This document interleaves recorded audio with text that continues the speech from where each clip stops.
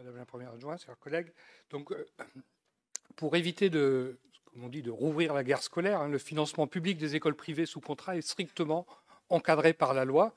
Notamment, il y a l'article L. 442.5 du Code de l'éducation qui a été précisé dans une circulaire du ministère de l'Éducation de 2012. Et donc, ainsi, les communes sont effectivement tenues de financer les dépenses de fonctionnement des écoles élémentaires privées sous contrat pour les élèves domiciliés sur leur territoire. Or, dans cette délibération, on propose donc l'attribution de subventions aux écoles privées de la ville en prenant en compte les élèves qui vivent sur ALM, donc hors le territoire d'Angers. Alors, ce choix donc, pose un sérieux problème de légalité. ALM n'a pas la compétence de fonctionnement des écoles publiques, qui restent municipales. La ville ne doit donc pas financer la scolarité des élèves extérieurs à la commune, malgré ce que vous m'avez dit sur la délibération de 89 que j'ai essayé de regarder, qui ne parle pas du tout de ça. Et depuis, de toute façon, la loi a évolué. Donc le mode de calcul de cette subvention ne respecte pas la loi car elle intègre les enfants d'ALM.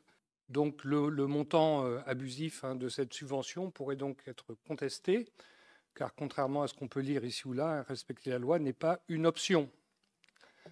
Le soutien fort assumé de la ville à l'enseignement privé ne se limite pas à cette subvention. On observe également un financement des cantines scolaires privées qui n'est pas obligatoire, qui est en plus sans critères sociaux et sans justificatif budgétaire. De nouveau, il y a un problème de transparence.